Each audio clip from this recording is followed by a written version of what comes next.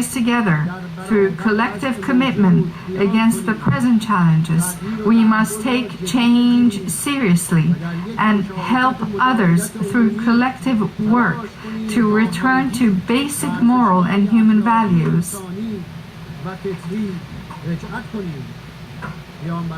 Messengers were sent by God to show the light of the truth to mankind.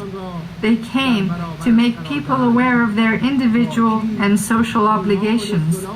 Piety, having faith in Allah and its judgment of human behavior in the next world, belief in the primacy of justice in both lives, seeking one's happiness, well-being, and security in the happiness, well-being, and security of others, respecting humankind, making efforts to expand love and compassion against hostility, were all on top of the teachings offered by the messengers of God. His divine messengers from Adam to Noah, from Noah to Abraham, Moses, Jesus Christ, and the last prophet Muhammad, may peace be upon all of them. All of them came to eliminate war and ignorance, to eradicate poverty and uproot discrimination in order to spread happiness in the entire world. They are the best gifts that God Almighty has granted to human beings. If the belief in intizar, or in other words, awaiting patiently for the justice to return to earth,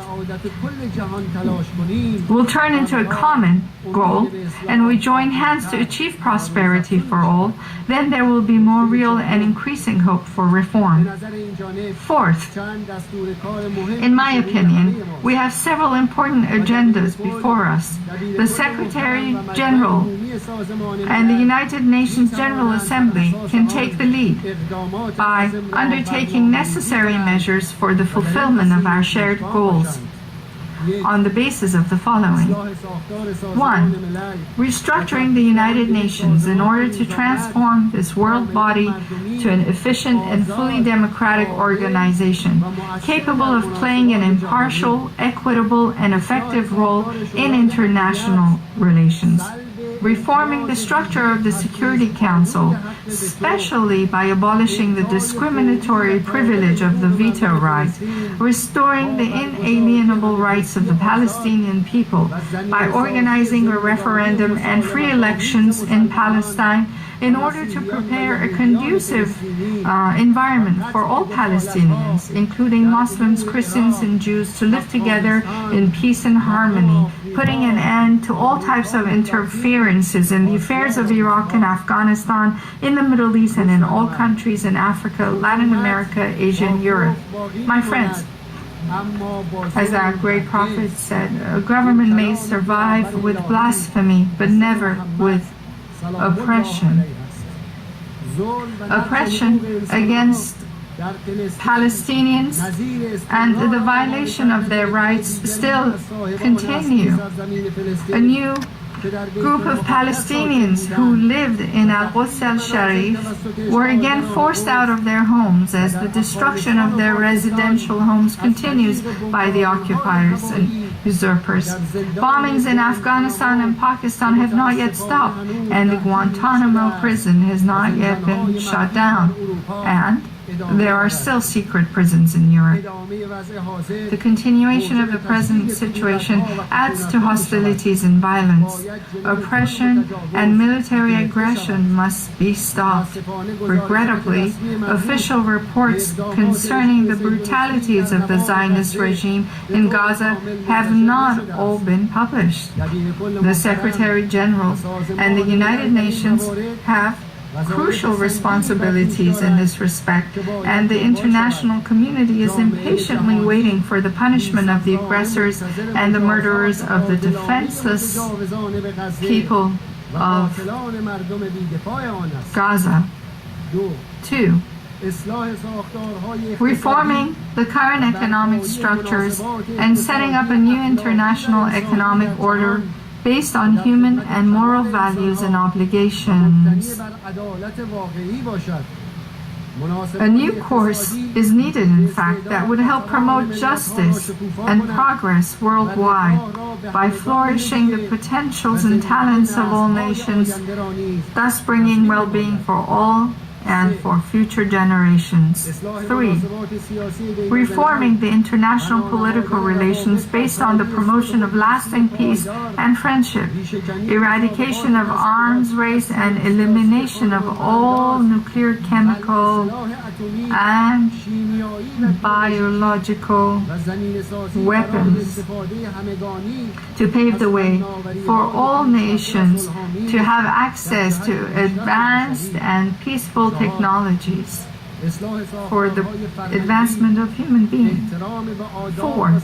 Reforming cultural structures, respect for diverse customs and traditions of all nations, fostering moral values and spirituality aimed at strengthening the institution of a warm family, which is the backbone of all human societies.